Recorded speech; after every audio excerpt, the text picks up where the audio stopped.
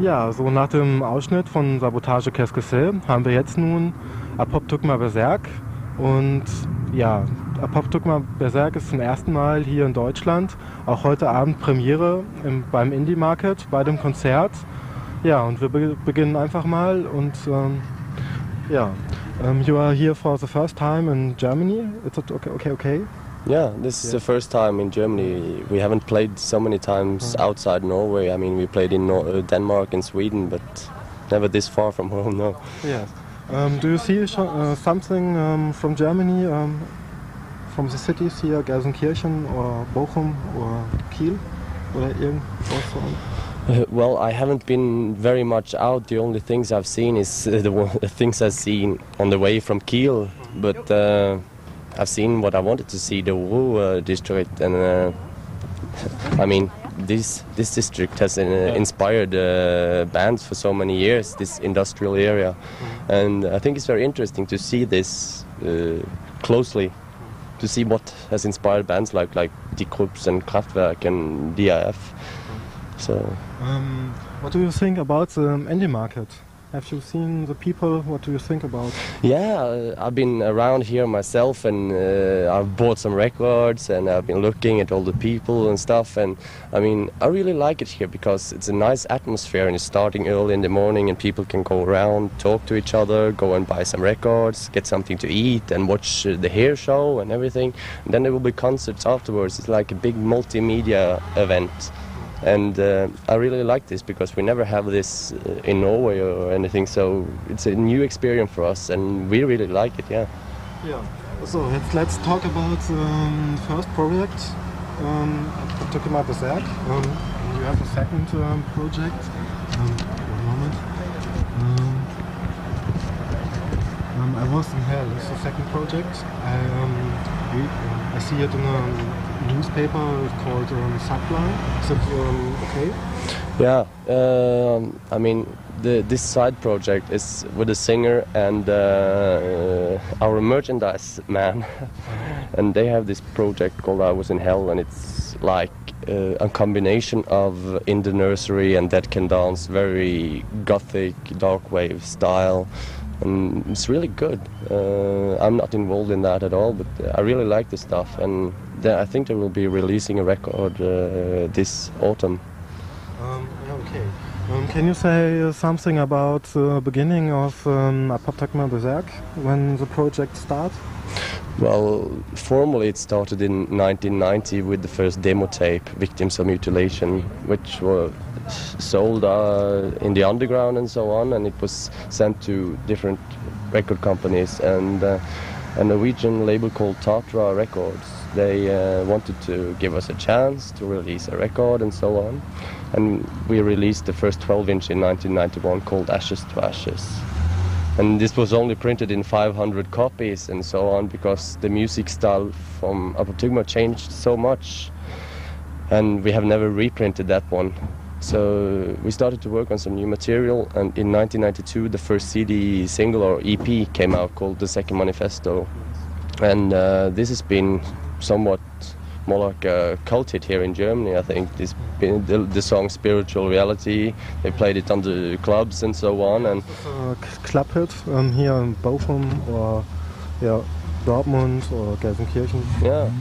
I mean, I didn't even know that. People told me that when I came down here, so I was very surprised because we never knew what made our records sell so well here in Germany. But now we've heard that both Spiritual Reality and the new CD single Bitch has been played very often in the clubs and so on, and the album has sold very well. We're very happy. I mean, we haven't done very much promotion. We've done some interviews and so on, but we've never played here.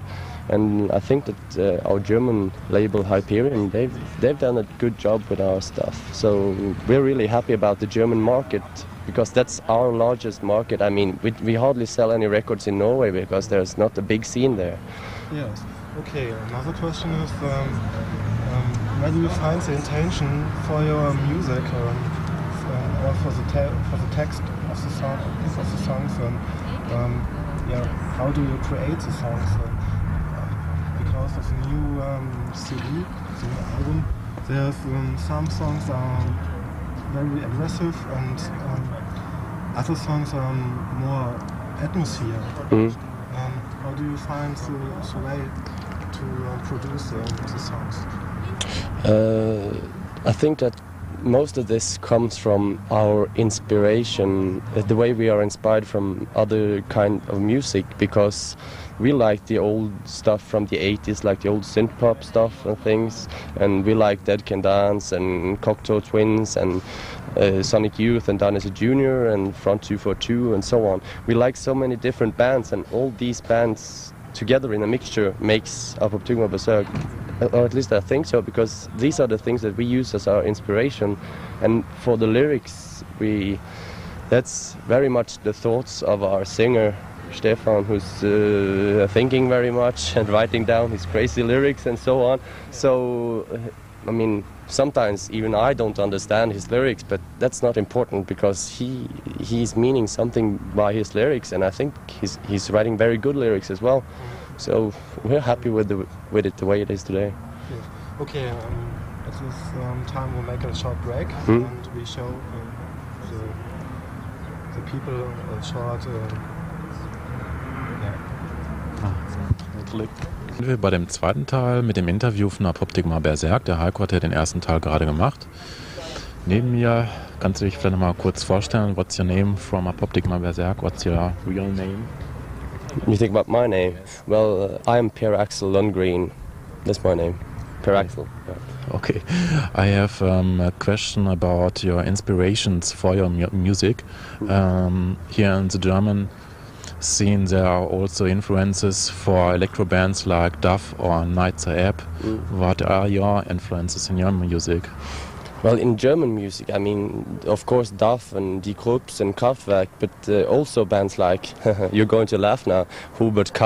and Fancy and all this 80s synth-pop stuff, because if you listen to the Apoptygma CD, you can see that all the songs have got a melody line like a pop song, but it's a hard pop song with a certain groove to it. And the things that we've done is to play 80s music in a 90s way, I think. Okay. You said in the first part of our interview that the scene in Norway is very little. Are there connections to other electro bands in Norway or in Scandinavian or in European parts, like Leatherstrip? Yeah, I mean, we know Leatherstrip and we know Spock and Catrape's Dog and Poupée Fabrique and all these bands, but we never really, I mean, we've played together with some of the Swedish bands and so on, but the most bands we play together with are bands like Young Gods, Die Krupps, that kind of bands, because when they are in Norway there's only one band to be their support act, and that's Apoptygma. Okay. That's good.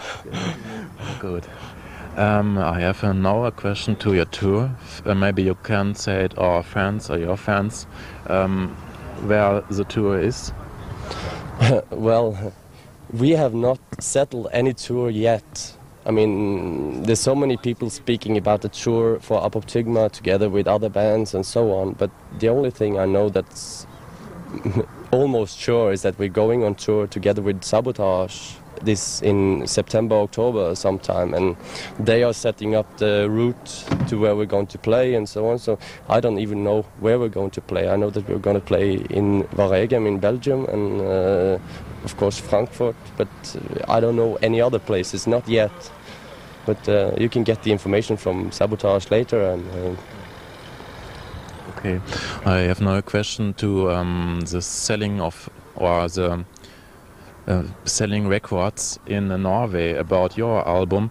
Here in Germany, for example, Front 242 albums sell more than Front 242 albums in Belgium, and there are many other examples for that band or project being sold in other areas as in the local town of the band or the project. Yeah.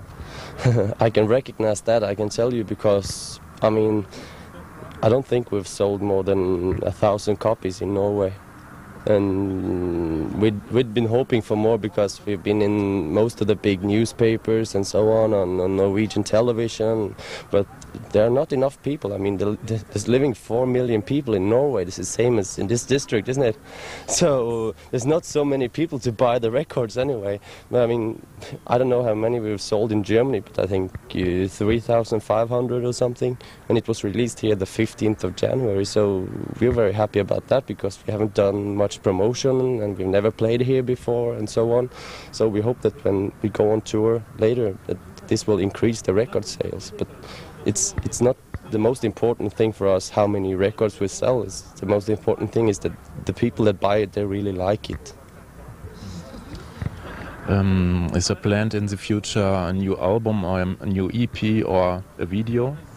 There will be a new CD single out at the end of April called Electronic Warfare. It's one of the songs we're going to play today. So there'll be 3 new songs on the gig today, very exciting. And there'll be a new CD single out in June. And I don't know about the album, but I don't think there'll be a new album until 1995, because it took us 3 years to make the first album, and maybe it will take 1.5 this time. I don't know. But when it comes to video, we are maybe going to Frankfurt together with Sabotage to make a video, because they have all the video equipment and so on. And we are also doing a remix of the song Am I by Sabotage for their next CD. So we make a remix for them and they help us with a video. So there's collaborations over the borders. Thank you for the interview. And wir machen jetzt weiter mit einem weiteren Konzertausschnitt hier vom Indie Market in Gelsenkirchen. Thank you. Bye. Okay, I'm sorry for that. I couldn't hear everything.